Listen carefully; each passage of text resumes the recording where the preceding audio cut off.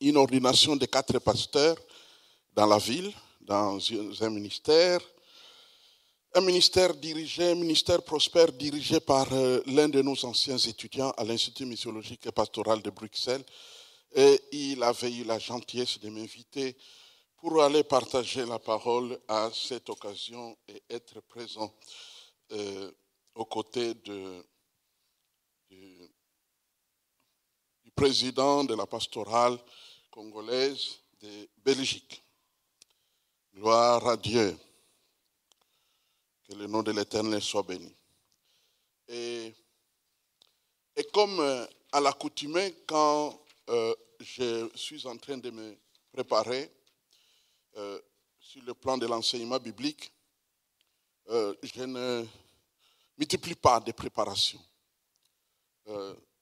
Dans une période de temps, je reste sur une matière.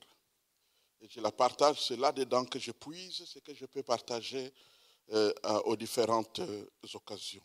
Exactement, c'est ce que je fais là-bas dans mon Kenk. Je peux récupérer cette Bible. Donc c'est là que je puise ce que je peux partager aux diverses occasions. Et le thème sur lequel je m'arrête aujourd'hui dans l'enseignement,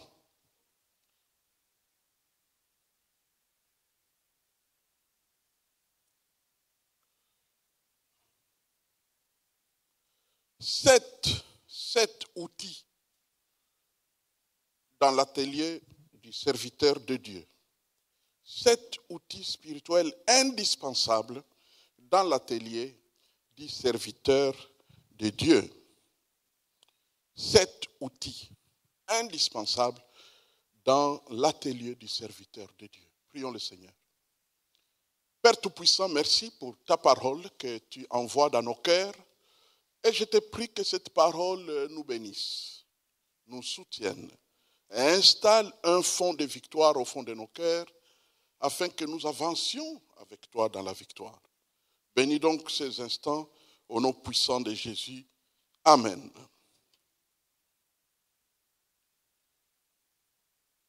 La Bible dit que notre Dieu, le Seigneur Jésus, quand il est venu sur la terre, le but à atteindre n'était pas uniquement de produire des enfants pour son Père.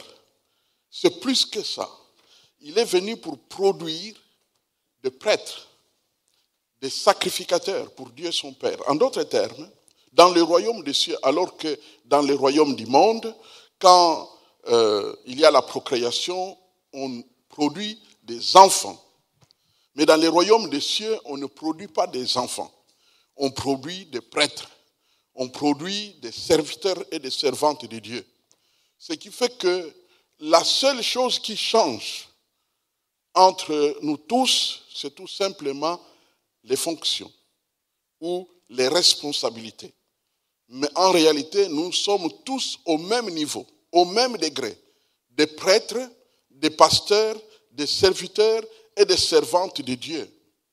Quand Dieu te sauve, il fait de toi son serviteur. Mais maintenant, les fonctions peuvent changer selon les responsabilités qu'on nous confie, notamment par rapport à l'église locale. Tous serviteurs. Mais sans de bons outils, nous ne serons pas efficaces. Quand vous n'avez pas dans votre vie des outils clairs que vous utilisez pour votre marche avec Dieu, vous ne serez pas efficace. Malheureusement, les choses parfois peuvent être tellement floues que nous ne savons pas comment nous tenir dans les royaumes des cieux. La négligence provoquée par, entre autres, l'éducation.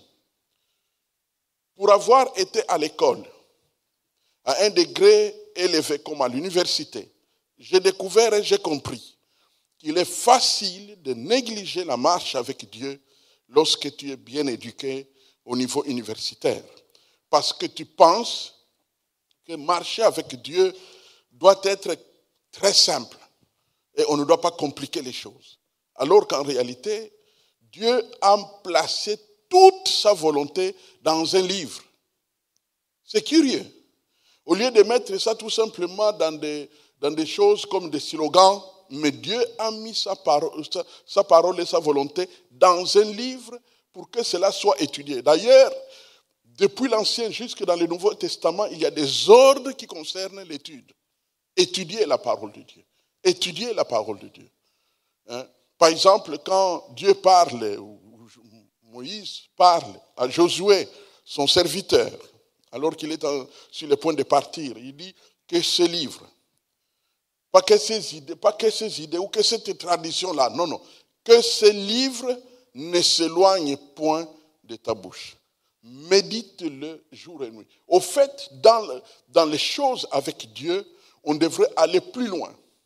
Avec les études, tu peux survoler une étude et être capable de créer une réponse. Mais dans la parole de Dieu, il est question de méditer. C'est-à-dire, tu dois maîtriser.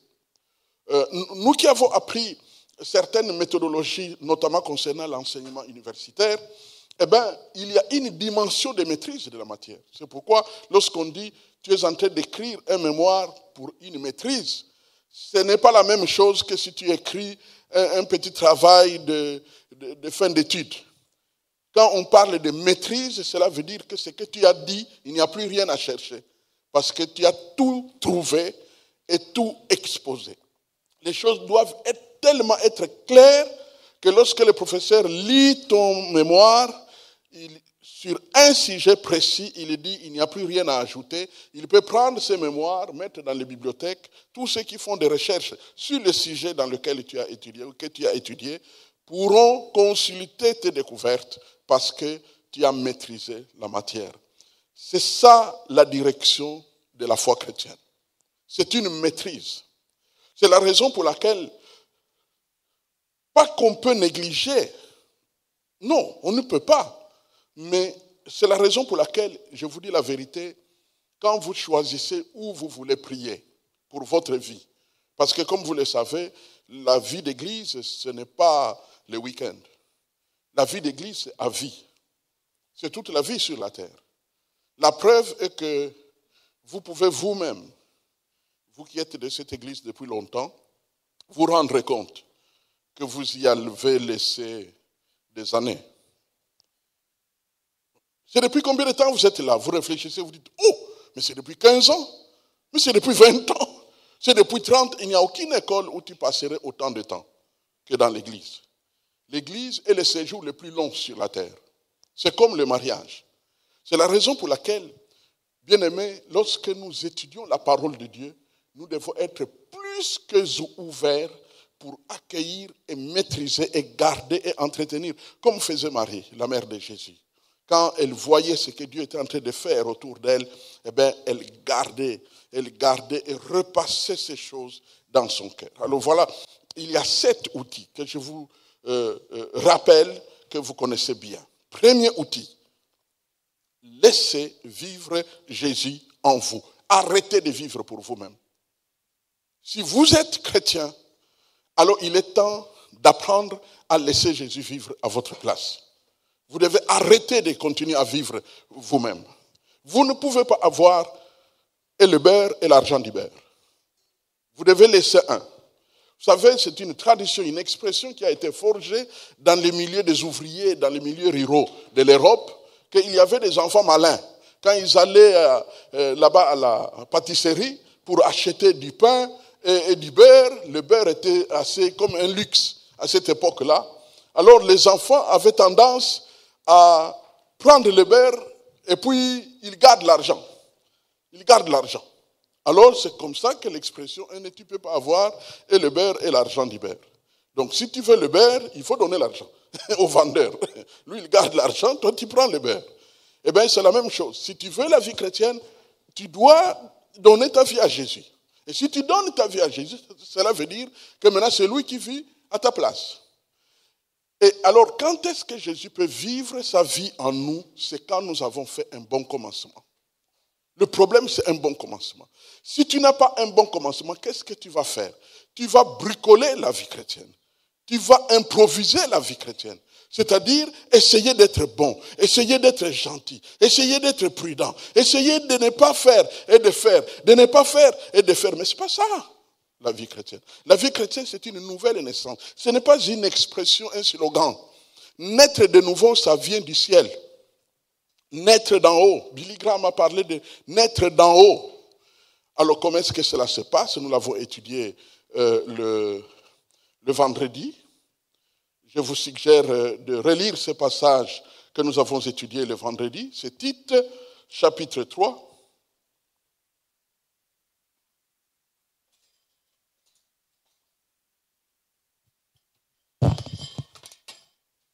Donc, Tite, chapitre 3.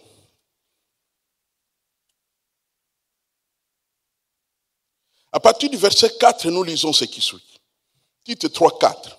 Mais lorsque la bonté de Dieu, notre Sauveur, et son amour pour les hommes ont été manifestés. Donc il y a un temps dans l'histoire où la bonté de notre Dieu, la gentillesse de notre Dieu, et son amour pour tous les hommes ont été manifestés. Manifesté veut dire que c'est sorti. C'est sorti, c'est comme un peu un produit. C'est comme un produit, par exemple, vous savez, il y a des produits... il y a certains légumes ou certains fruits qui sont saisonniers. Comme par exemple, pour nous qui venons d'Afrique, il y a les safous. Les safous ne sont pas présents 12 mois sur 12 mois de l'année. Donc il y a des moments où les safous sortent. Alors vous commencez à les voir. Et là, ça coûte moins cher. Vous pouvez les avoir à vil prix. Les safous viennent de sortir. Eh bien, il y a un moment où l'amour de Dieu et sa bonté sont sortis. C'est comme si la saison s'est accomplie. C'est quand Jésus est mort sur la croix, ça s'est manifesté. C'était maintenant disponible. Maintenant, on pouvait avoir. Pour tous les hommes, Dieu n'a pas ciblé ceux qui prient, ceux qui croient, ou seulement Israël. Il a ciblé tous les hommes. C'est la raison pour laquelle les prophètes disent « Pourquoi mourrez-vous, maison d'Israël ?» En d'autres termes, aller en enfer, c'est inutile. C'est inutile parce que, au fait, le salut est disponible. Le salut est disponible. Sauf que, pour recevoir ce salut, tu donnes ta vie à Jésus-Christ. Comment? Par la repentance. Repentance veut dire une remise en question radicale par rapport à ton comportement. Tu te déclares coupable devant Dieu. Tu te déclares pécheur perdu devant Dieu. Tu le fais de tout ton cœur, où que tu sois. Alors, quand maintenant tu te déclares coupable, tu te demandes d'où te viendra le secours. Alors, en ce moment-là, tu regardes à la croix. Jésus a porté tout ce pourquoi tu es coupable sur lui, comme sur son compte à la croix. C'est ça ce que veut dire la bonté et l'amour de Dieu se sont manifestés. Jésus prend toute notre culpabilité et le porte sur la croix. Il a porté cela sous la forme d'une tunique. Une tunique sale. C'est la raison pour laquelle, dès que le Père regarde son Fils, il détourne le visage. Pourquoi? Parce que le Fils est sale. Sale de notre saleté. Mais à partir du moment où la mort a eu lieu, il a rendu l'âme. Parce que le salaire du péché, c'est la mort. Et que Jésus rend l'âme. Dès ce moment-là, parce que cette tunique sale, tous les péchés du monde sont punis sur la mort de Jésus, le Père n'a plus besoin de détourner le visage. Il lui est favorable. C'est-à-dire que Jésus récupère sa position d'avant parce que les péchés des hommes ont été punis sur sa mort. C'est la raison pour laquelle aujourd'hui, Jésus est assis à la droite du Père. Il est assis à la droite du Père. Quand il était sur la croix, Jésus ne pouvait pas s'asseoir à la droite du Père. Le Père s'est détourné de lui. Mais maintenant, parce que la mort a eu lieu, il peut retourner là-bas. Mais voici ce qui s'ajoute maintenant.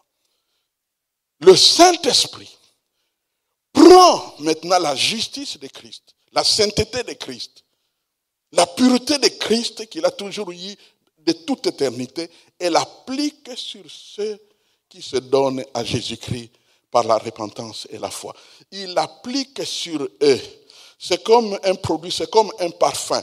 Il l'applique sur ceux, n'est-ce pas, qui se répandent et croient que Jésus est mort à leur place. Alors le Saint-Esprit applique la justice, la sainteté de Jésus sur leur âme. C'est ça le salut. C'est ça la nouvelle naissance. C'est ça le baptême de la régénération. C'est ça le renouvellement de la vie. Si quelqu'un est en Christ, c'est ça être en Christ. Et tu deviens une nouvelle créature. Maintenant, à partir du moment où cela a eu lieu, parce que quand ça a eu lieu, tu dois en recevoir des évidences. Le Saint-Esprit va en rendre témoignage à votre cœur que vraiment ça a eu lieu. Ça s'est produit, que c'est accueilli, que c'est fait. Alors, dès que tu es né de nouveau, tu deviens capable de vivre autrement.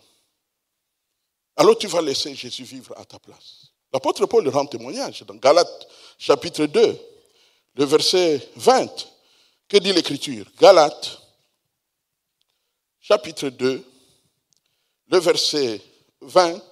L'Écriture nous dit: j'ai été, écoutez bien, c'est Paul qui parle. Et ici, Paul représente tous les chrétiens du monde et de l'histoire. Voici ce qu'il dit. C'est votre parole, au fait. C'est ce qui devrait être dit par chacun de nous quand le salut a eu lieu. Moi qui boute, toi tel, j'ai été crucifié avec Christ. Et si je vis, ce n'est plus moi qui vis. C'est Christ qui vit en moi. Si je vis maintenant dans la chair, c'est-à-dire physiquement, en réalité, je vis dans la foi au Fils de Dieu qui m'a aimé et qui s'est livré lui-même, voilà, pour moi. Qui s'est livré lui-même pour moi. Et donc, tu ne vis plus pour toi-même. Maintenant, comme nous sommes faits sur la base de notre croissance physique, mentale, psychologique, intellectuelle, nous pouvons avoir une personnalité forte. Mais alors, nous nous efforçons à laisser Christ vivre au travers de nous. À laisser Christ prendre notre place. Et nous sommes transformés. Nous sommes une nouvelle créature. Nous ne sommes plus les mêmes. Nous sommes changés. En Christ, nous devenons une nouvelle créature. Dans les Actes des Apôtres, le jour où Paul s'est converti, la Bible dit, c'est Jésus qui parle, il dit que ce Paul, je l'ai pris du milieu de païens vers qui je l'envoie, pour qu'il les amène des ténèbres à la lumière, de la puissance de Satan à Dieu, et ainsi de suite. Il explique déjà la mission que l'apôtre Paul va accomplir, alors qu'il vient de naître de nouveau. C'est pourquoi nous croyons vraiment que quand tu nais de nouveau, il y a déjà une mission pour toi. Une mission pour toi. Et cette mission va venir au fur et à mesure que tu progresses dans ta marche avec le Seigneur. Deuxième outil, c'est la foi en action. Ce qui vient de se produire dans ta vie se produit à partir de la foi. Maintenant, la foi va grandir, c'est-à-dire les possibilités de se comporter en tant qu'enfant de Dieu. Ces possibilités-là, liées à tout ce que la Bible explique, parce que les possibilités de vivre comme enfant de Dieu sont étayées, sont expliquées dans la parole de Dieu, les différents chapitres, les différents sujets, les différents domaines dans lesquels tu dois te comporter en tant qu'enfant de Dieu. Et le meilleur comportement qui doit être le nôtre, c'est bien sûr le comportement de Jésus quand il était sur la terre. Souvenez-vous comment Jésus a vécu sur la terre. C'est cela notre comportement. Nous devons vivre comme lui. C'est pourquoi chrétien veut dire comme Christ. Comme Christ. De la même manière que Christ allait de lieu en lieu, en réalité, dans le plan de Dieu, ça devrait être la vie de nous tous. Maintenant, la société est organisée, que nous sommes au travail, là-bas au travail, nous devons nous comporter comme Christ. Nous devons aider les autres à connaître Christ. Dieu nous donnera une sagesse. Souvenez-vous que quand Jésus était sur la terre et qu'il faisait un débat, il faisait une discussion. Les gens avec qui il discutait étaient étonnés de sa sagesse. Depuis sa jeunesse, étaient étonnés. Dieu donne une sagesse qui nous permet de pouvoir parler de lui, discuter à son sujet. Alors, parlons de la foi. La foi, les opérations de la foi dans la Bible ne connaissent aucun échec. Je donne juste un exemple. Les 3 jeunes gens qui ont été jetés dans la fournaise ardente, dans le four à pain, vous vous souvenez? Ils ont été jetés dans la fournaise ardente. Shadrach, Meshach et Abednego sont des noms bien connus. Ils ont été jetés dans la fournaise. Ils n'ont pas été brûlés. Mais vous savez, avant qu'ils ne soient jetés, quelles ont été leurs déclarations? Ils ont dit, roi, nous n'allons pas nous soumettre au statut que vous avez érigé. Notre Dieu est capable de vous délivrer de votre jugement. Même s'il ne nous délivre pas, nous n'allons quand même pas nous soumettre. Mais quand ils disent Dieu est capable de nous délivrer, ils placent leur foi en Dieu qui est capable de leur délivrer. Vous connaissez la suite. Ils sont jetés dans la fournaise. Et le roi qui regarde, il dit à l'un de ses serviteurs, mais on a jeté combien? Il dit, on a jeté 3. Mais moi je vois qu'il y a 4. Que s'est-il passé? La foi attire Dieu. Leur foi a attiré Dieu dans la fournaise. C'est la même chose avec Daniel. Sa foi a attiré Dieu dans la fosse au lion. Et donc, partout où nous plaçons la foi en action, nous attirons Dieu dans notre situation. Quelle qu'elle soit. Nous attirons Dieu dans notre santé. Nous attirons Dieu dans nos besoins. Nous attirons Dieu dans toutes les situations. Nous attirons Dieu par la foi. C'est grâce à notre foi que nous allons attirer Dieu. C'est ça la vie que Dieu nous donne. Mais le grave problème, bien-aimé, c'est le manque de foi. C'est la baisse du régime. Et ça se manifeste de 1000 manières. De 1000 manières. Je donne juste un exemple. Tu te lèves le matin et tu te mets à crier à tout le monde. Tu déranges tout le monde et tu cries contre tout le monde comme si tu as mal dormi. Qu'est-ce que cela veut dire pour un chrétien? Ça ne veut pas dire que tu as un mauvais caractère seulement. Non. Ça veut dire que tu n'as pas la foi. C'est un problème de foi. Toute plainte, toute inquiétude, tout découragement, tout souci signifie manque de foi.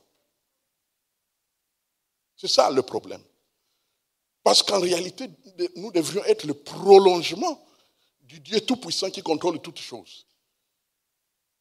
Mais regardons les avant-miracles. Les avant-miracles. On amène des situations compliquées.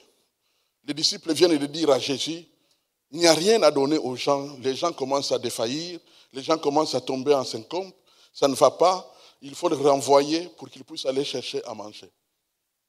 En ces moments-là précis, Jésus avait aussi de bonnes raisons de se plaindre. Ah, c'est vraiment triste. Vraiment, ces pays ne sont pas vraiment organisés. Il fallait mettre des marchés partout, comme ça les gens peuvent avoir du pain. Ils pouvaient aussi parler de cette manière-là. Mais qu'est-ce qu'il a dit? Donnez-leur vous-même à manger. Qu'est-ce qui est en train de fonctionner? La foi. Donnez-leur vous-même à manger, alors qu'il n'y a pas de marché. Donnez-leur vous-même à manger. Mais qu'est-ce que nous allons faire? Alors, eux réagissent encore comme terre à terre. Qu'est-ce que nous allons faire? Et puis, il y en a un qui dit, mais regardez cet enfant-là, il tient un petit sachet. Venez, c'est 5. Il y en a, les disciples disent, mais avec 5 pains et 2 poissons, qu'est-ce que nous pouvons faire? Mais Jésus dit, faites-les asseoir. Son comportement avant miracle montre qu'il a la foi. Ton comportement avant ton miracle montre que tu as la foi ou tu n'as pas la foi.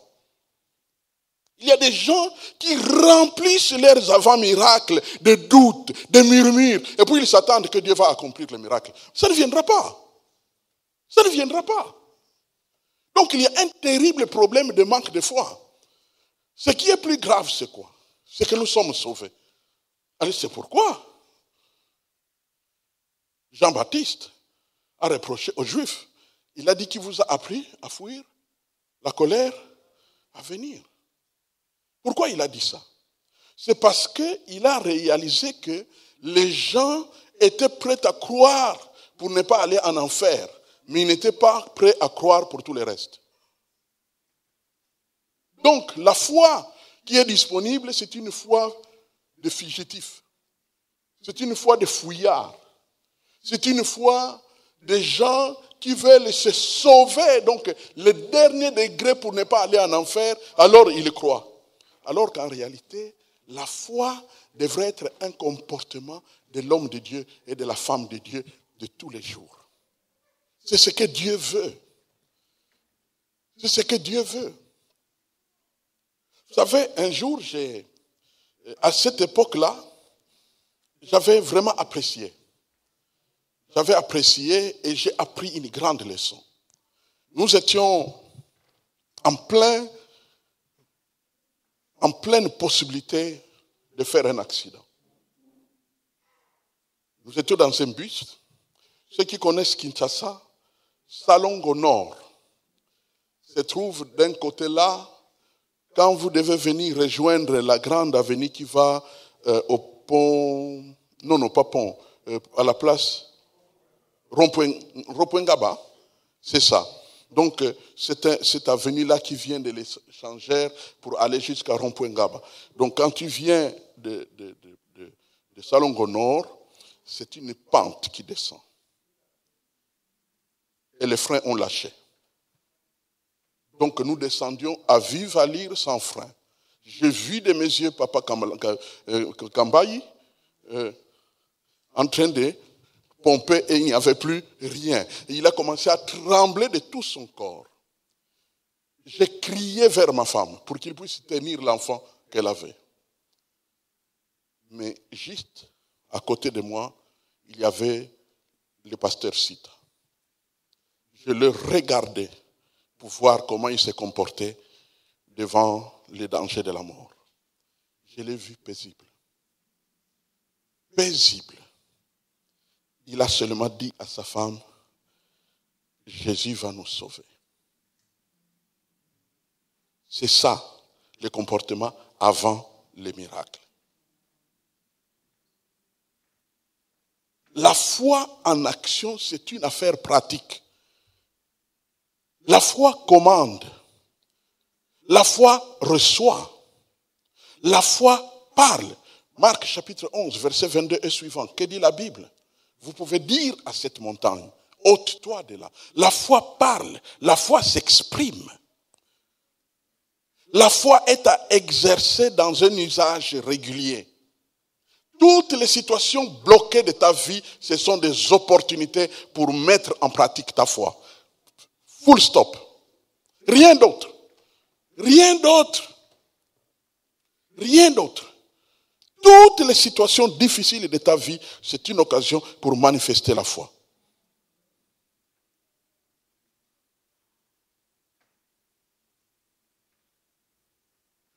Un frère, c'était un rapport missionnaire que j'ai lu, un frère est venu se présenter chez un serviteur de Dieu. Ça se passe à Manille. Donc, les îles Philippines. Il vient, il dit, il se plaint chez le pasteur. Il lui dit, moi j'ai envie vraiment de progresser. Et puis le pasteur est devenu curieux. C'est un missionnaire américain. Il lui pose la question, mais tu veux que ta foi progresse dans quel sens? Il dit, mais je n'ai ressuscité que 12 personnes d'entre les morts. Je veux que ça aille plus loin.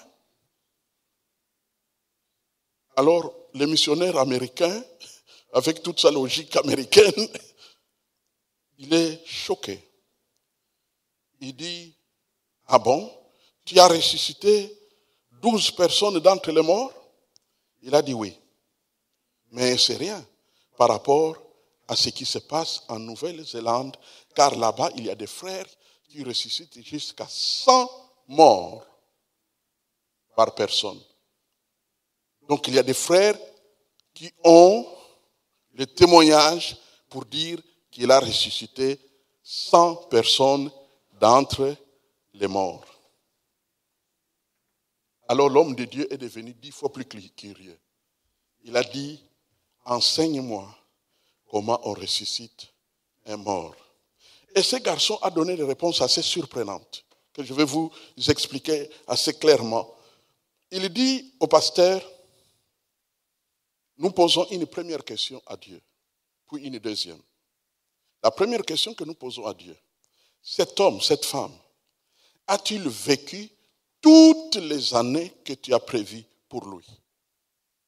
Et il ajoute, minimum 70 à 85 ans, sinon plus. Si la réponse est oui, ils bénissent le Seigneur et ils enterrent les morts. Mais si la réponse est non, ils ajoutent la deuxième question.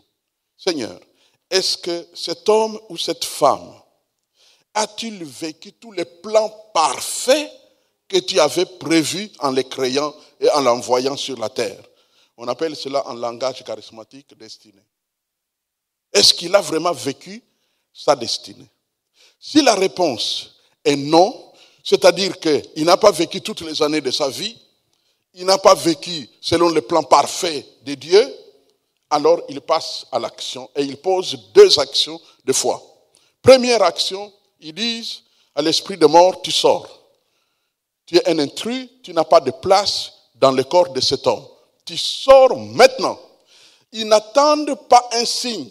Ils n'attendent pas un jet ou un mouvement. Rien. Ils disent, tu sors fermement dans la foi. Tu sors au nom de Jésus-Christ. Et la dernière chose, ils disent à l'esprit ou l'âme de l'homme ou de la femme, tu retournes dans le corps. Quel que soit l'état de ce corps, tu rentres là-dedans. Quand ils ont fini de faire ça, ils font un cercle autour de la personne morte, ils se tiennent dans la main, ils chantent des cantiques jusqu'à ce qu'il va les rejoindre dans la louange. Ils chantent des cantiques, ils chantent le temps qu'il faut, jusqu'à un moment donné, ils vont voir qu'ils bougent, ce n'est pas leur problème. Et ils sont en train de chanter, ils chantent, ils se mettent debout, ils les rejoignent dans la louange, et puis ils vont dormir. Ils ont remporté la victoire. Ça se passe aujourd'hui, en Nouvelle-Zélande. Ça se passe aujourd'hui. Bien aimé, nous sommes dans le temps de la fin, où la foi doit se vivre tel que c'est expliqué dans la parole de Dieu. C'est ce que Dieu veut. C'est ce que Dieu veut. C'est ce que Dieu veut. La louange, donc, c'est la réponse aux effets secondaires qui provoquent l'impatience, le manque de... Quand vous savez, quand la foi souffre à cause du manque de patience. Et la louange, c'est la façon d'entretenir le manque de foi. Quand tu as prié avec foi, quand tu as prié, eh bien, c'est la tête. Troisième outil, aidez et faites-vous aider. Troisième outil, aidez et faites-vous aider. Il y a des moments où c'est toi qui dois aider. Dieu met des hommes et des femmes sur notre chemin. Vous savez, parfois nous nous donnons des idées, nous nous faisons des idées dans tous les cas de figure, dans toutes les situations. Nous voulons donner notre mot à dire. Nous avons notre mot à dire. Mais nous n'avons pas toujours de mots à dire, mes frères et sœurs. Il faut laisser Dieu faire ce qu'il veut et laisser aussi les hommes et les femmes faire ce qu'ils veulent. Je vous dis la vérité. Moi, j'ai commencé à apprendre à laisser les frères être frères et faire leurs choix, prendre leurs décisions. Les jours, je m'excuse, Nada, de donner ton témoignage. Le jour où j'ai prié pour cet homme-là, je lui ai dit, je n'aurai pas le temps de toujours venir prier pour toi. Mais si tu viens régulièrement à l'église, à la fin de chaque culte, je prierai avec toi. Il est venu et je prie chaque dimanche quand nous terminons le culte. Je me retire là-bas. Je prie avec lui. Tout simplement. Au fait, vous savez, quand on met la foi en action, il y a des moments où il faut aider. Mais nous ne serons pas toujours en train d'aider. Il y a des moments où ce sont les autres qui doivent nous aider. Et quand les autres nous aident, soyons humbles assez pour accepter leur aide. C'est ton tour d'être aidé. Vous savez, surtout les hauts responsables, les hauts dignitaires et tous les grands qui ont toujours eu des moyens, quand le temps d'être aidé arrive, souvent ils souffrent. Il ne faut pas souffrir. Il ne faut pas souffrir. Il faut accepter l'aide. Ça fait partie de la gloire de Dieu. Ça fait partie de la communion fraternelle. C'est ça la véritable communion fraternelle.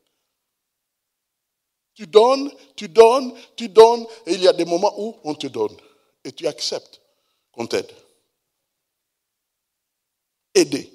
Et faites-vous aider. Mais laissez les résultats à Dieu. Laissez la gloire à Dieu. Quand tu as fait de grandes choses, laissez la gloire à Dieu. Ne touchez pas. Ne dites pas que tu viens de connaître une promotion. Non. La gloire est à Dieu. C'est lui qui fait tous ces grands travaux. Nous avançons. 4e outil de notre marche avec le Seigneur en tant que serviteur, servante. C'est ce que j'ai appelé ici un peu avec blague, biberon spirituel. Le biberon spirituel. En permanence. Au fait, j'ai pensé à ce texte de 1 Pierre chapitre 2, verset 2. Désirer comme des enfants nouveau-nés le lait spirituel. Alors, comme on sait que le lait, on met souvent dans le biberon, ah ben, voilà, biberon, mais spirituel. Biberon spirituel. C'est quoi? C'est l'enseignement. Ça s'appelle dialoguer avec le leader. Quand j'enseigne la parole, et après tu m'écoutes une fois, 2 fois, 3 fois, ça s'appelle intellectuellement un dialogue avec moi. On dialogue, on communie au travers de la parole de Dieu. Dialoguer avec ton leader, dialoguer avec ton apôtre, dialoguer avec ton père spirituel, dialoguer avec les amis de ton leader, dialoguer avec les frères, les collaborateurs de ton leader, dialoguer avec eux. Remplir notre cœur de la parole de Dieu. Il faut que, au fait, la parole doit même être plus par rapport, n'est-ce pas, à toutes les autres choses que nous consommons. Il faut avoir plus de la parole que des films dans la tête. Si tu remplis, vous savez, nous sommes tous concernés, ça c'est sûr, qu'il y a beaucoup de choses capables. Vous savez, le monde est créé, est fait de telle manière qu'il y a des choses capables de vraiment nous avoir à la télévision. Capables de nous avoir. Avoir et prendre toute notre énergie. On ne voit même pas l'énergie partir. On te prend toute ta soirée. Tu es venu du travail, en principe tu étais déjà fatigué, mais quand tu t'assieds devant ta télévision, ça te garde en éveil jusque tard. Quand tu vas aller dormir, tu n'as pas récupéré parce que tu étais déjà fatigué au travail et tu aurais pu, n'est-ce pas, récupérer en pensant à autre chose. Et je vais vous dire quelque chose peut-être auquel vous n'avez jamais pensé. À la différence de toutes les autres études et lectures, la parole de Dieu renouvelle l'esprit. Le film détruit ton esprit, pollue ton esprit. Mais la parole de Dieu renouvelle l'esprit. Donc ça a un effet étonnant, miraculeux. C'est la raison pour laquelle consommer plus la parole de Dieu et consommer moins le monde. Consommer moins le monde. Billy Graham, lui, avait fait son choix. En son temps, il prenait plus la parole et puis il jetait un coup d'œil sur les manchettes des journaux, newspaper. Il lisait pour savoir qu'est-ce qui se passe dans le monde. C'est bon que tu saches que Élisabeth II est allée au ciel. C'est bon que tu le saches. C'est bon que tu le saches. Il y a des gens qui disent, ceux qui ont vécu dans ces milieux-là de chez lui en Angleterre, que c'était une bonne chrétienne. Qu'elle était vraiment une bonne chrétienne. Ce n'est pas seulement chef de l'église anglicane, parce que c'est dans l'institution du pays, mais qu'elle était vraiment disciple de Jésus-Christ. Elle avait une telle maîtrise. Il y a un témoignage qui est rendu par plusieurs. Personne ne connaissait son point de vue sur le sujet le plus criant de la terre. Personne ne connaissait. On n'avait que des indices. Savez-vous que pendant tout le temps où l'Afrique du Sud était dans l'apartheid, c'est elle qui était la monarque. Mais curieusement, quand Mandela est sorti de la prison, elle a invité Mandela et en a fait son ami. Il semblerait que c'est le seul homme, à part son mari, qu'elle appelait par son prénom, Nelson. Et lui, il l'appelait Elisabeth. Le simple fait de se comporter de la sorte a donné l'idée aux gens qu'elle n'était pas pour l'apartheid. Mais comme ce n'était pas elle de s'exprimer sur la politique, donc elle a gardé cela comme une conviction personnelle. Le roi Baudouin, c'était la même chose. Vous vous souvenez que pendant 3 jours, le roi Baudouin avait abdiqué, avait mis entre parenthèses son autorité et la raison, parce qu'on était en train de voter la loi sur l'avortement, pour montrer sa désapprobation.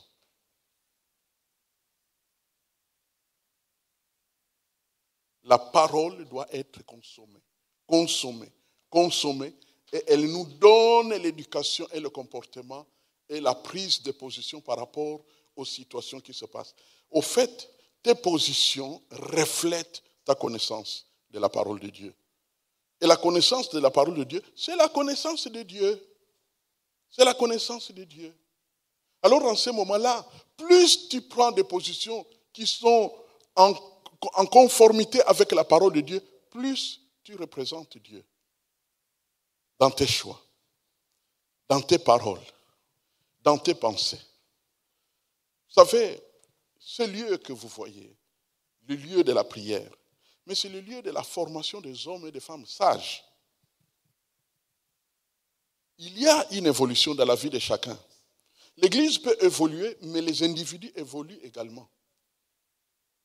Plus nous allons être liés à Dieu, à sa parole, pour consommer la parole de Dieu, plus ce que Dieu a prévu pour nous va s'accomplir.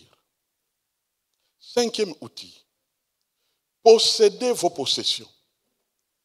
Possédez vos possessions. Dans Abdias, chapitre 1, le verset 17, voici ce que dit la Bible. Abdias, c'est un petit prophète. En fait, on dit petit prophète à cause du petit texte. Mais c'était tous des grands prophètes, puisque c'était des prophètes de Dieu. Abdias, chapitre 1, verset 17, la Bible dit, « Mais le salut sera sur la montagne de Sion.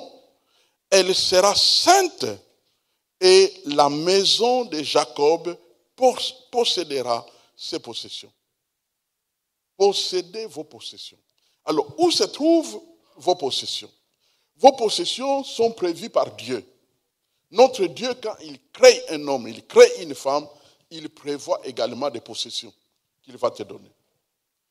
Et maintenant, c'est à toi, c'est à moi, c'est à chacun de nous de posséder tes possessions. Alors maintenant, voici le risque. Le risque, c'est le temps qui passe. Quand le temps passe, eh bien, il y a l'inquiétude.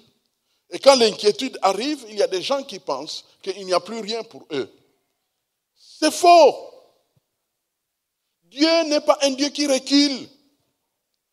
Dieu n'est pas un Dieu qui arrête. Dieu n'est pas un Dieu qui se décourage. Vous savez, je continue à parler des temps avant miracle. La gestion des temps avant miracle joue un grand rôle. Je le dis pour la gloire de Dieu, mais humblement. Moi, je viens d'une famille, pendant que j'étais au Zaïre. Ma famille, dans sa composition de l'époque, ne pouvait pas m'acheter un billet d'avion pour aller en Europe. C'est impossible. Parce qu'il n'y avait aucun qui pouvait réunir pour quelqu'un $300 ou $200. C'est impossible. Il n'y avait pas ce moyen-là. Il vivait de la vie simple.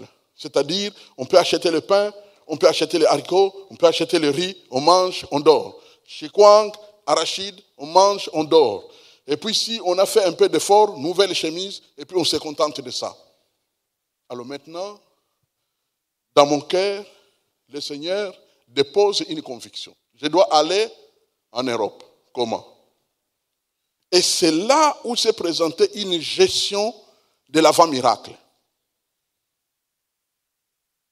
Tous ceux qui m'ont connu à l'époque étaient étonnés du fait que je disais aux gens, je suis en train d'aller en Europe, alors que je n'avais pas $10 dans la poche. Et aucun de mes frères ne pouvait me donner ça. Mais j'ai raconté que j'irais en Europe. Que s'est-il passé?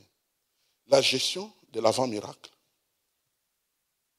À partir du moment où Dieu a placé une conviction dans le cœur, j'ai lié mon cœur à cette conviction-là et j'ai commencé par la grâce de Dieu à gérer le temps qui menait vers le miracle. Vous connaissez mon témoignage. Un soir, nous sommes assis avec mon épouse chez nous dans le petit flat que nous avait donné à Limité. Il est 22 heures et je vois quelqu'un qui marche dans le palier qui mène à la porte. J'écarte le rideau. C'est quelqu'un que je connaissais, un missionnaire, avec un sac. Je cite son nom, je le salue. Il dit non, je suis venu te voir, je suis en train de passer. Comme il était de Campus pour Christ, c'est que nous étions dans le colo de Campus pour Christ. J'ai dit ok, il est entré, il s'est installé sur la chaise et il a commencé à parler. Il a dit, Dieu m'a dit d'acheter un billet d'avion pour toi, afin que tu ailles en Europe étudier. En ce moment-là, le miracle s'accomplit. Le lendemain, il m'a amené à Sabena. Il a acheté le billet. Jusqu'aujourd'hui, je ne connais pas le prix du billet. Il a acheté le billet. J'ai seulement vu qu'il m'a tendu les billets. Et puis, nous nous sommes pris, on est allé à l'ambassade belge. Il était un ami du consul de cette époque-là. Lui, il est entré, moi je suis resté dans la salle d'attente. Lui, il est entré avec mon passeport. Quand il est ressorti, il a dit, c'est demain que tu viendras ici pour retirer ton passeport. Tu citeras le nom de tel. Il m'a donné le nom de quelqu'un. Il a dit, quand tu arriveras ici, dites à tel que je suis là, moi Kiboutou. Et le lendemain, je suis allé, j'ai dit, dites à monsieur tel que Kiboutou est là. Et au bout de quelques instants, le monsieur est sorti, il m'a remis le passeport, j'ai ouvert, il y avait le cachet du visa. Frères et sœurs, je crois vraiment que la gestion de l'avant-miracle, c'est notre responsabilité. Nous devons... C'est quoi responsabilité avant miracle? Responsabilité avant miracle veut tout simplement dire que nous puissions croire que Dieu est Dieu. Amen. Que Dieu est Dieu. Que Dieu est Dieu, qu'il a le pouvoir d'accomplir ce qu'il dit dans sa parole. Alors maintenant, si à la place de reconnaître que Dieu est Dieu et demeurer dans la louange comme bonne attitude, gestion de la patience, à la place, nous murmurons. À la place, nous trouvons des fautes à gauche, à droite. À la place, nous sommes dans le désespoir. À la place, nous sommes misérables. Nous ne pouvons pas nous attendre à recevoir un miracle de Dieu. Souvenez-vous de ce que la Bible dit dans Jacques, chapitre 1, verset 5 et suivant. Que dit la Bible? Jacques, chapitre 5. Jacques, chapitre 1, verset 5.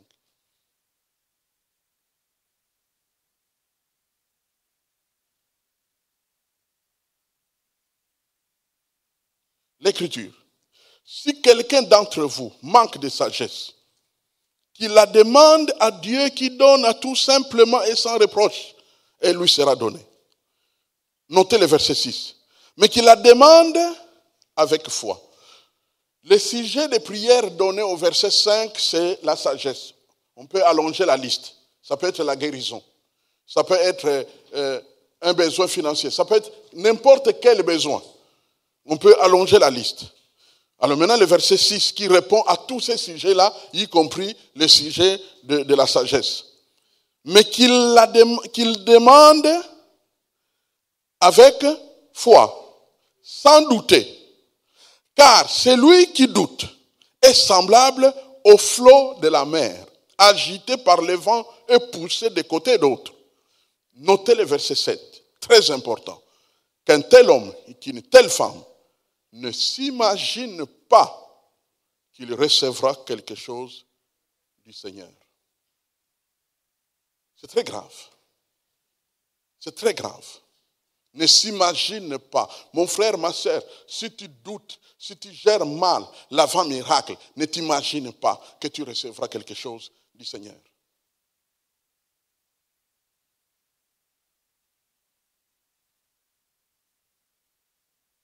Nous devons posséder nos possessions.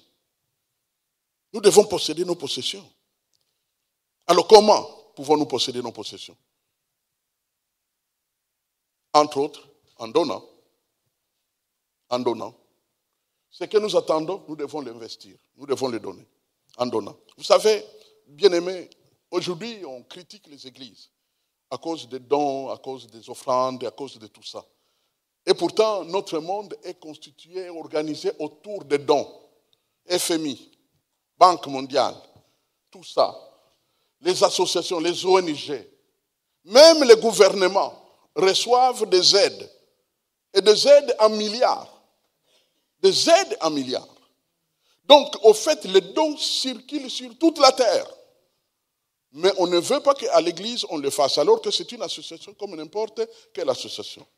Aux États-Unis, à l'époque du pouvoir Bush, souvent, enfin Bush junior, souvent les gens ont considéré cet homme-là comme ayant été le président qui était le moins intelligent, parce qu'ils ne le connaissaient pas. Savez-vous qu'il était le seul à mettre l'église et toutes les autres associations au même niveau? C'est-à-dire, de son temps, les églises recevaient des subsides de l'État. Parce qu'il avait déclaré, comme il est le seul qui a déclaré qu'il était né de nouveau. Publiquement. Il a dit, moi je suis né de nouveau. J'appartiens à Jésus, j'appartiens à Dieu. Et je me comporte comme tel. Dans mon pouvoir et dans mes décisions que je prends, la Bible intervient. Alors il a dit, les églises font du bien autant que les autres associations. À cause de cela, elles ont droit aux mêmes avantages que les autres associations.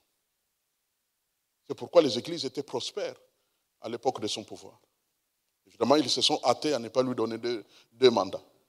Parce que quand il vient avec le royaume des cieux, le diable et le prince de ce monde s'arrangent pour te rendre la vie impossible. Et pourtant, c'était un homme précieux. Un homme précieux. Il y a des lois du royaume. On donne comme on a résolu. Loi du royaume. On donne de façon sacrificielle. L'exemple de 2 veuves. Vous connaissez qu'il y a 2 veuves qui ont donné de façon sacrificielle dans la Bible. La première veuve, c'est à Sarepta. La deuxième veuve, c'est dans un temple que Jésus a vu à Jérusalem. Donc il y a 2 veuves qui ont donné tout ce qu'ils avaient. Ça fait partie des lois du royaume des cieux. Donc il y a des moments où Dieu te dira, donne tout ce que tu as. Il y a 2 frères qui sont connus, je ne citerai plus leur nom. Ces frères-là étaient des jeunes chrétiens. Ils vivaient à l'est du Congo, du Zaïre à l'époque.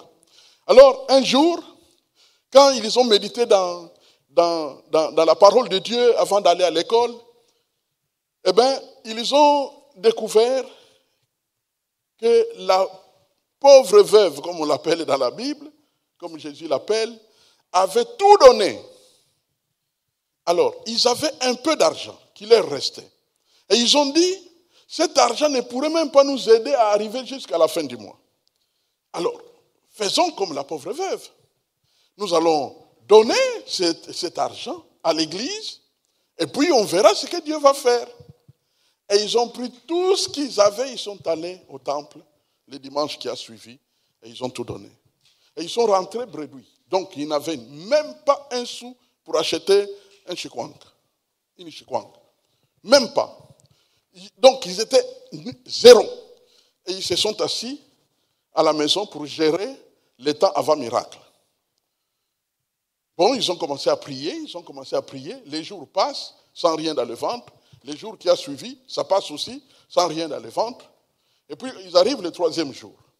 Et ils étaient préparés vraiment à vivre comme ça. Ils ont dit, nous n'irons demander à personne. On va vivre comme ça. Et puis, quand ils arrivent le 3e jour, il y a une maman qui arrive, qui vient avec 2 coques et un régime de bananes, avec de l'huile. Elle vient, elle dit, c'est depuis 1 semaine que Dieu m'a dit de vous donner ces choses. Mais je ne sais pas qu'est-ce qui m'a gardé. Moi aussi, j'oublie beaucoup. Voici la nourriture que j'ai prévue pour vous. Et ils racontent dans leur témoignage qu'avant la fin de la semaine, ils avaient eu la visite de plus de 20 personnes pour faire la même chose. Ils avaient des provisions pour aller jusqu'au-delà de 3 mois. Donc il y a des lois du royaume des cieux, mes frères et sœurs, que nous devons mettre en pratique. Refuser de recevoir les doctrines du couloir et les doctrines de WhatsApp. Trouver les lois de Dieu dans la parole de Dieu. C'est là-dedans, mes frères et sœurs. Il n'y a nulle part ailleurs, nulle part ailleurs. Moi, pour ce qui me concerne, mes frères et sœurs, j'ai décidé depuis longtemps de vivre chrétien jusqu'à ma mort. Chrétien jusqu'à ma mort. C'est tout ce que j'ai. La science n'a rien modifié dans ma tête. La science n'a rien modifié.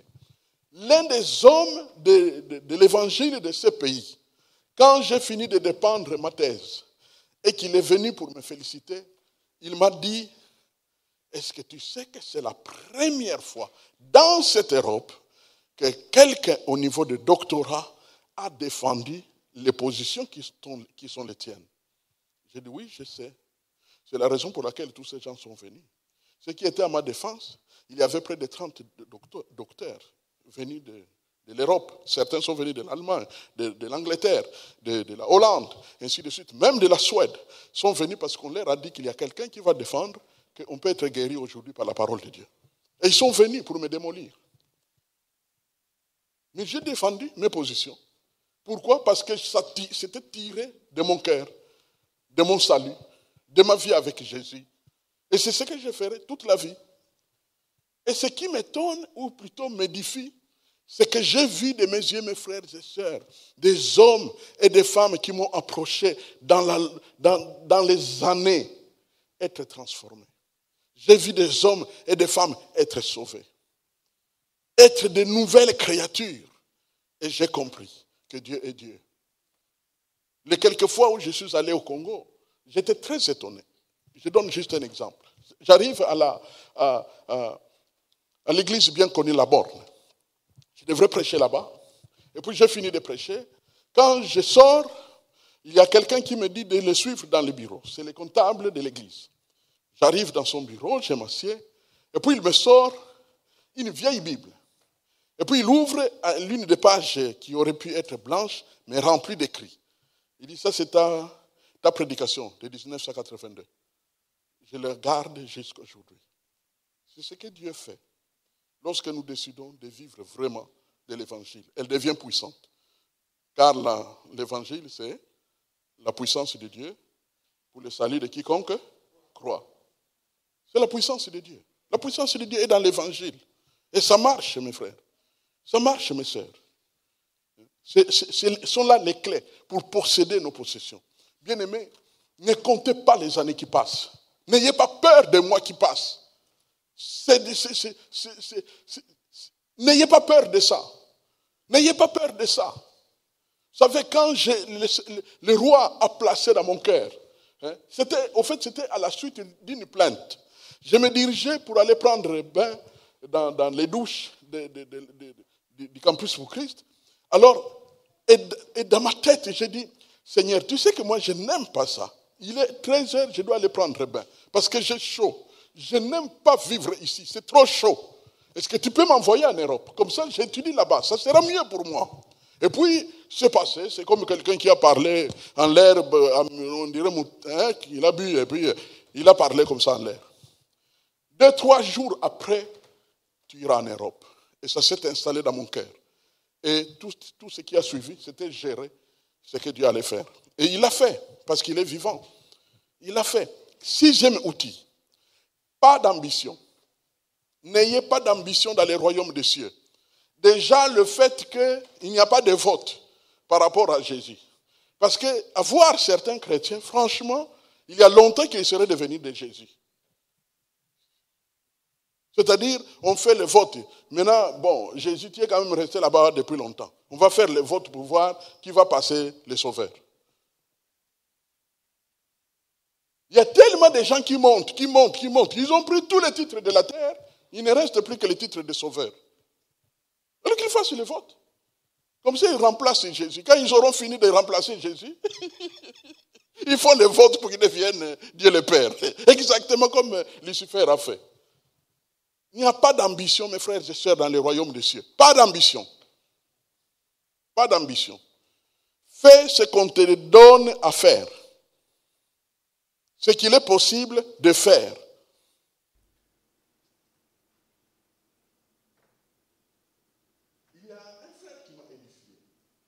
Il y a un frère qui m'a édifié. Tout le monde a ses qualités et ses défauts. Mais ce frère m'a sérieusement édifié. C'est une conversation, une courte conversation qui se passe dans un ancien conseil de l'église. Nous étions encore à Scarbeck. Pendant que nous étions là en train de parler, je me tourne vers, je cite son nom, Jean-Claude Kitoko. J'ai dit, frère, toi, il est temps que tu puisses aller implanter une église. On va t'aider. Tu vas implanter une église. Il réagit, un peu presque en sursaut. Il dit, non, papa, moi, je vais encore rester là. On doit encore te soutenir, surtout du côté de l'intercession. Je crois qu'il faut encore travailler. Moi, j'aimerais encore rester là. Je lui dis oui. Je sais que t'avoir assis devant moi, et puis à la fin, tu donnes des offrandes, ça me réjouirait beaucoup. Mais ça serait une perte pour le royaume des cieux. Tu es prêt pour le travail. Tu peux bien prêcher, tu peux aider les gens. Va implanter. C'est tout ce que j'ai pour toi. Il s'est tu. Et puis après, il est venu me dire, d'accord, j'irai. Et il est allé implanter. Il n'avait aucune ambition. Et il est allé implanter. Vous savez, il y a des frères qui ont de la valeur autour de moi. Qui ont de la valeur. Bernard, mets-toi debout. Voyez ce frère-là. Le jour où il est venu me dire, je voudrais toujours transporter ta Bible depuis le bureau jusqu'au temple. J'allais refuser. Mon cœur disait non. Mais j'ai compris qu'il désirait le faire. Et ce n'était pas un péché. Je lui ai dit, ok, ça va, tu le feras. Quand il a commencé à le faire, j'ai vu des attitudes de certains qui commençaient à presque se moquer de lui. Pourquoi tu fais ça? Pourquoi tu fais ça? C'était un peu ça, ce qui jaillissait de leur esprit. Je pouvais l'entendre. Vous savez, quand tu es avec l'Esprit de Dieu, tu peux entendre des choses de cœur. Donc, je pouvais entendre. Mais il a continué à le faire. Il a continué à le faire. Mais voici là où je voulais en venir. Il a vu défiler d'autres. Devenir diacre, ainsi de suite. Quand des gens sont devenus des diacres, sans lui, il y a des gens qui sont allés le voir. Il ne me l'a jamais dit. Mais mon esprit me l'a dit et il peut le confirmer. Mon esprit me l'a dit qu'il y a des gens qui sont allés le voir pour lui dire, tu vois, hein, toi tu le sers et lui il te laisse tomber comme ça. Yambalo yokendekak. Ils l'ont attaqué. J'ai écouté dans mon esprit. Je pouvais changer d'avis. Je pouvais dire, non, je vais arranger, je vais faire ceci, je vais faire cela. Mais non, pourquoi? Parce qu'il étudie à l'ULK, l'université des leaders de Kiboutou. C'est un cycle long. Vous savez, il y a des... C'est un cycle long.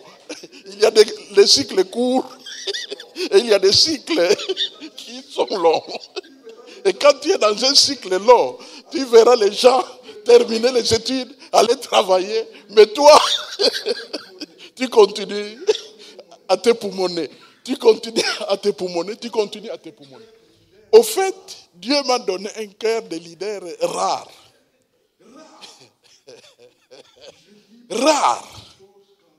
Je libère une chose quand je sais que Dieu me demande de le faire. Si Dieu ne me le dit pas, je ne le ferai pas. Je ne le ferai pas. C'est la raison pour laquelle on me considère un têtu. Mais mieux vaut être têtu biblique que têtu charnel. Mieux vaut faire la volonté de Dieu. Tu peux t'asseoir, mon frère. Mieux vaut faire la volonté de Dieu. Donc, tu dois écouter Dieu pour que ce qui se fait glorifie Dieu. Je ne veux pas dire que je sois parfait. Si j'étais parfait, je me serais arrangé pour qu'il n'y ait jamais de problème à l'AIB et qu'on monte de gloire en gloire. Mais parce que je ne suis pas parfait, il y a eu des erreurs dans lesquelles, certainement, j'ai eu ma part. Et je glorifie Dieu pour ça. Humblement, en me repentant devant le roi des rois et en lui disant, Seigneur, je ferai mieux demain. Pour la gloire de Dieu. Mais je connais au moins quelque chose. Il y a une certaine croissance qui peut passer. Vous savez, toutes choses concourent au bien. Et je peux vous dire que certaines choses qui se sont passées, quoique elles sont liées à des erreurs, mais à la fin peuvent concourir au bien. Parce que, vous savez, la qualité du climat d'une église, c'est de l'or. C'est de l'or. Vivre en paix, être heureux, s'épanouir dans la foi. Après le week-end prochain, le week-end qui va suivre, nous aurons notre premier jeûne de 3 jours. Et vous verrez comment Dieu va faire du travail. Parce que les cœurs sont disponibles à marcher avec le Seigneur. C'est comme ça que Dieu veut que nous puissions avancer. Alléluia. Donc, pas de précipitation. La précipitation veut dire manque de foi. Souvenez-vous de Saul, le roi. Le roi Saül, il devrait aller faire la guerre, mais quand il a vu que les soldats qu'il a fait venir pour aller se battre, parce que c'est très important les soldats qui veulent vraiment aller prendre des risques pour mourir. Mais quand il a vu que les soldats commençaient à se disperser, ça mettait en cause la victoire à la guerre. Alors il a dit, mais Samuel a promis que dans 7 jours j'arrive. Les 7 jours se sont accomplis et il n'est pas là. Je fais le sacrifice. Ça montre très clairement que c'était un manque de foi. Parce qu'il avait peur que les autres se dispersent. Et vous connaissez la suite. Il a été rejeté. Pas d'ambition. Sinon, c'était manque de foi. Même si la vieillesse arrive, mon frère, ma soeur, pas d'ambition. Laisse faire. Laisse Dieu faire. Laisse Dieu faire. Ne bricole pas de solutions. Laisse Dieu faire. Laisse Dieu faire. Même à la dernière minute. Souvenez-vous, que dit la Bible au sujet du temps de la foi? La Bible dit qu'il y a des gens qui ont espéré des choses. Mais malheureusement, ces choses ne se sont pas accomplies de leur vivant. Et au moment de mourir, ils les ont salués à distance en disant ça va s'accomplir quand même. Parce que celui qui a fait la promesse, c'est Dieu qui lui est éternel et ne meurt point. Amen. Donc faites confiance au Seigneur. Faites confiance. Pas d'ambition. Ne courez pas dans la vie. Faites confiance au Seigneur. Si ça tarde, attends. Si ça tarde, attends. Vous savez, reste là où Dieu t'a placé. Mon frère, ma soeur, si tu crois vraiment que Dieu t'a placé ici, reste là. Ne bouge pas. C'est le témoignage de notre frère Bernard Blessé qui nous édifie. Au moment de mourir, son père spirituel l'a fait venir. Il était assis dehors comme tous les autres. Et il a dit qu'il vienne. Il est entré, il lui a demandé de s'asseoir au bord du lit. Son père spirituel était sur le point de mourir. Et il lui dit, tu es resté. Bernard lui dit, yes, father. Oui, papa. Très bien. Et il a prononcé la bénédiction que certains d'entre vous connaissent. Tu iras là où je suis allé. Tu iras là où je ne suis pas allé. Tu auras ce que j'ai eu. Tu auras ce que je n'ai pas eu. Et cet homme-là est béni. Un jour, j'ai écouté un grand homme de Dieu de notre temps parler de lui. C'était Benny Hinn qui parlait de Bernard Blessing. Il a invité pour aller animer une réunion des collaborateurs de Benny Hinn. Et alors, au moment de le présenter, il dit, cet homme que vous voyez, il voyage 10 fois plus que moi. Et je me demande comment il le fait. Et quand il explique un verset biblique, il n'y a personne qui peut se lever pour dire qu'il avait compris ce verset de cette manière-là. La richesse qu'il y a en lui est rare. Ça vient d'où? C'est venu du fait qu'il est resté. Mes frères et sœurs, je suis convaincu non pas comme individu, mais de la parole de Dieu, que ceux qui partent dans la précipitation ne partent pas dans la victoire. Et je peux aller jusqu'à dire, ne partent pas nécessairement avec Dieu. Qu'est-ce que cela veut dire? Cela ne veut pas dire qu'ils sont nécessairement avec le diable. Parce que notre Dieu est miséricordieux et plein de bonté. Cela veut dire qu'on peut s'arranger avec le Seigneur, quel que soit le niveau de notre déception, comme on dit en anglais. Quel que soit le niveau de notre désobéissance, on peut toujours revenir avec Dieu et repartir avec lui. Mais jamais dans le plan A. C'est toujours dans le plan B. Et le plan B n'est pas égal à A. Jamais.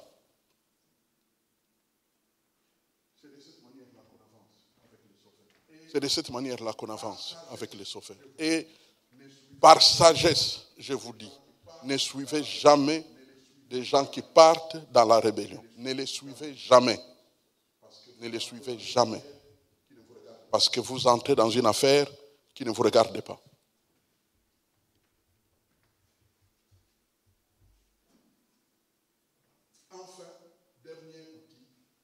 Enfin, dernier outil, persévérer dans les temps difficiles. Ça, je n'ai pas besoin de commenter. Persévérer dans les temps difficiles. Les temps difficiles finissent par passer. Les temps difficiles ne sont pas éternels. Ils finissent par passer. Tôt ou tard, ça passe. Les temps difficiles. Le seul petit conseil, prie beaucoup. Lis beaucoup la Bible. Mais ne parle pas beaucoup. Quand tu passes par les temps difficiles, prie beaucoup, lis beaucoup la Bible, mais ne parle pas beaucoup. Pourquoi?